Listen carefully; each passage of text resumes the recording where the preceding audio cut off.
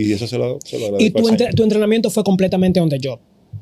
Totalmente. O sea, yo tuve la oportunidad en un momento de irme full sail y le voy a dar gracias a Dios por esto. Había tanto trabajo que me dijeron, no puede ser ahora. Y eso me convirtió en ingeniero constante en el estudio. Porque yo hacía rotaciones. Yo iba al estudio de 8 canales y bajaba al de 24. Me iba a recoger cable, a ayudar, no sé qué. Y esa fue la mejor escuela para mí.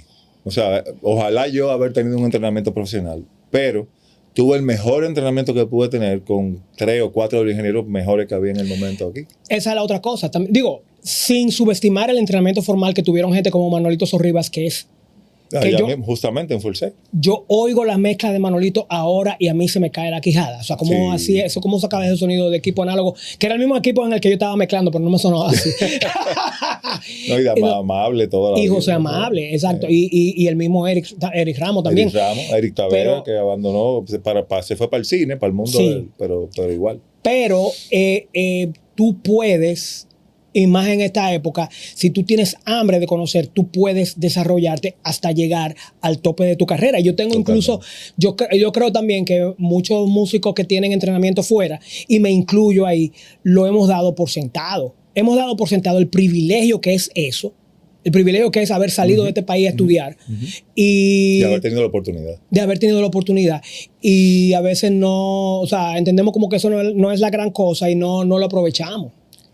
Yo diría que en ese caso, tener ese background implica que en algún momento de duda tú puedas recurrir a los conocimientos que adquiriste. Ok. Pero realmente el diario vivir, la cotidianidad en tu trabajo es lo que te hace ser profesional. La cotidianidad del trabajo, hacerlo todos los días. Hacerlo todos los días y mejorarte cada vez. Nítido, men. Sí. Yo voy a tener que brincar porque... Dale. Pero Audiolab, para mi dolor... Bueno, tú te fuiste de Audiolab en el 91. Sí, correcto. Sí. Y yo incluso recuerdo que tú te fuiste y que entró, creo que fue Álvaro Belmar, que era un... Sí, que era un súper ingeniero, que era tu compañero de banda también. Tocó y fue mi dupla. Y él venía de Enca, él llegó a trabajar. Y él venía de Enca, sí. Y era un súper ingeniero. Álvaro sonaba fantástico. Sí, mucho detalle. Exacto. Y tú te fuiste para Medilab. Yo duré un año sabático y me fui a Medilab en el 92. Manuel te llamó. Manuel es Manuel Tejada. Sí. Contexto. Incluso Audiolab se había quedado un poco detrás de la curva de la tecnología. Sí. Y Manuel, fueron un puntero y de repente eso pasaron 10 años y no hubo. Exacto. Y de pronto, Manuel Tejada, que trabajaba mucho en Audiolab y fue mi profesor de producción. A Manuel hay que traerlo aquí también. Hay que traerlo. Manuel, que estaba produciendo para Julio Iglesias y para Manuel. Él tenía BMG agarrado. O sea, exactamente. Yo, Manuel Serrat y vaina. De repente dice, pero ¿qué tal si yo pongo mi estudio en vez de estarle dando todos los cuartos a esta gente? Y el estudio de Manuel fue realmente puntero.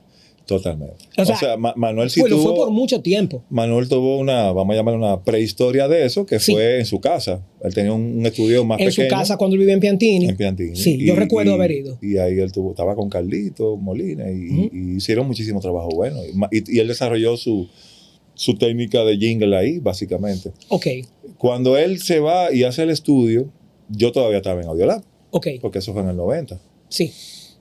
O un poquito, sí, en el 90. Okay. Pero ¿qué pasa? Que por H o por R, en el difunto hermano de corazón, Johnny Risk, que le daba mantenimiento al estudio, me dice, ya yo en el 91 que estaba con ese año sabático, en un cumpleaños mío, él me dice, concho, ¿qué usted está haciendo? Digo yo, no, me estaba cogiendo porque fueron años muy intensos. Los años de Audiolab fueron años intensos. Sí.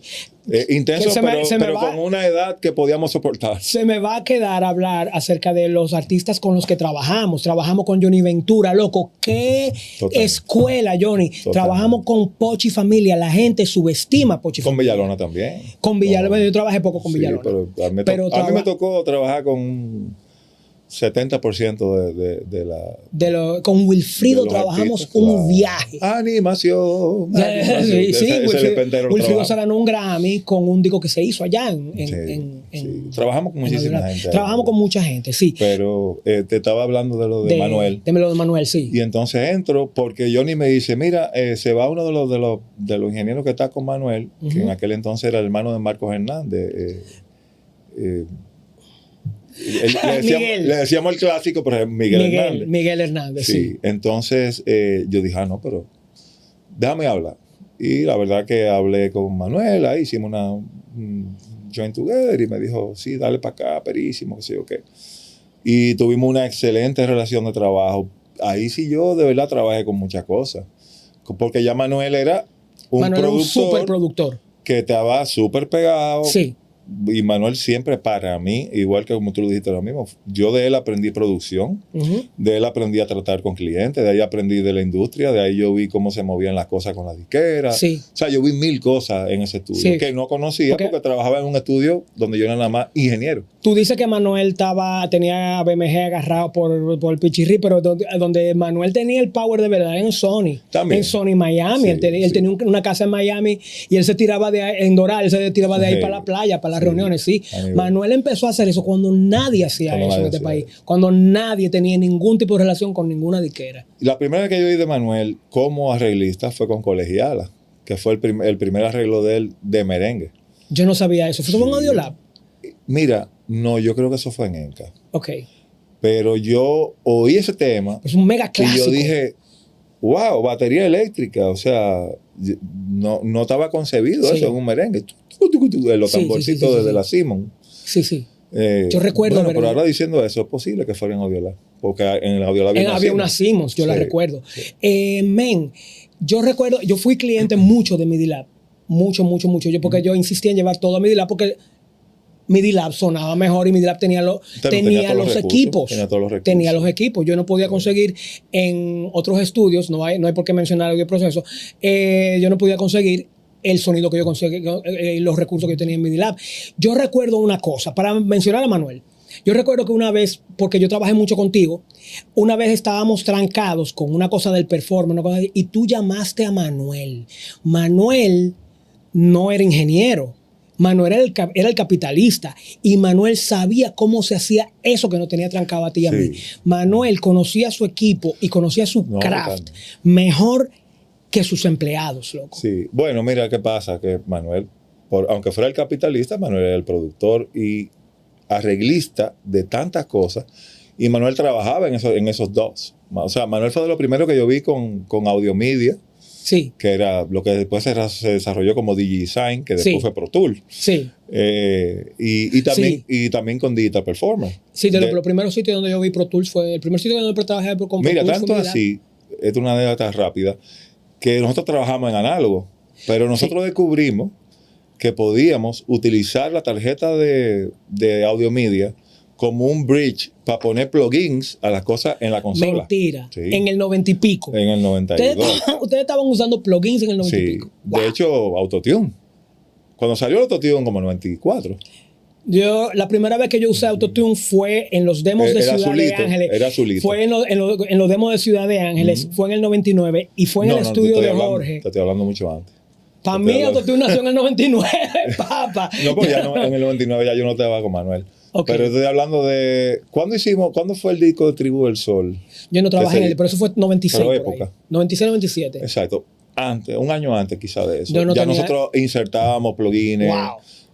Lo hacíamos a través del insert de la consola y usábamos el plugin para retornarlo a la consola. ¿Con quién tú trabajaste ahí, don Manuel?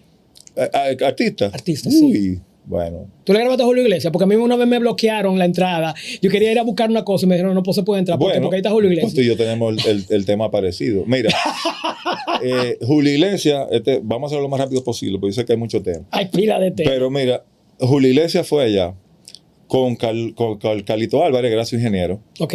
Fue con su preamp y su compresor y su reverb. Como hacen. Él andaba con un MT Plate, que era un aparato, parecía una nevera. Con 4 palancas. Para él oírse, porque eso no se iba a printear. No, para él oírse con su reverb. Pero todo muy bien, chévere. ¿Qué pasa? Él me dice, Carlito, el ingeniero, me dice... ¿Cuál mira, era el signature chain de Julio Iglesias? ¿Eh? ¿Tú recuerdas cuál era el Sí, signature chain de Julio Iglesias? eran la... Lindcraft, eran el preamp. Ok. Y el compresor, el CLB. El azul, el TubeTech, el que usa todo el mundo. TubeTech, sí, sí. Ok. ¿Y el micrófono? Esos dos eran. ¿Y el micrófono? ¿Era el 87? Bueno, se probó con un 67 de Manuel. Se usó ese y uno que él andaba con él. Que ahora mismo, de verdad, bueno, hace muchos años. Bueno, ok, sí, pero yo quería oír cuál era el signature chain de Julio Iglesias, aunque lo estuviera metiendo así, forzado. Bueno, ya te dije ¿Qué micrófono y qué pre usa Julio Iglesias? Yo estoy casi 70%, pero no de tanto, de que el 67 fue parte de esa grabación. Ok. Pero mira, importantísimo, que esto es muy loco. Me dice Carlito, mira, él no usa las cajitas de audífonos. A él le gusta oír los audífonos directo del power.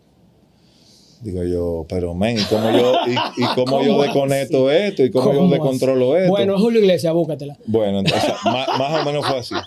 Y digo yo, bueno, ok. Y nada más le gustan los Foster T20. Mentira. Digo, pero tú tenías T20. Yo, uno en mi casa. Donde Manuel había ante 40, que fue la próxima generación. Coño, y a él no le gustaban. No le gustaban porque apretaban mucho, no sé qué. Bueno, es Julio Iglesias, búscatela. Hay un problema. Esos audífonos nada más se cogen soldadura de plata. No usan soldadura de estaño. Los cables no lo cogen. Entonces yo tuve que llamar a Johnny para que cortara el plug de mi audífono y pusiera un XLR. Mentira. Y me lo soldara. Y conectarle el cable directo. Puede ser. Bueno, ¿qué pasa? Cuando yo voy llegando con el audífono, parece que él le cogió con que no iba a perder tiempo y iba a grabar uno de los temas. Ok. Y donde Manuel había como un sound stage, un air gap stage para tú pasar, o para un lado o para el otro. Y cuando yo abro esa puerta, hay un cristalito y él me ve entrando. Hice una marca de esa. Trayó el audífono y dijo, ¿cómo puede ser? No me gusta que entren cuando estoy grabando. Digo, bueno, papá, yo te venía a traerte tu audífono. Está bien, me voy. Y yo le hice una marca de esa más fuerte. Yo agarré y me llevé mi audífono. Coge ahí. Y ya. Y esa fue mi historia con Julio Iglesias.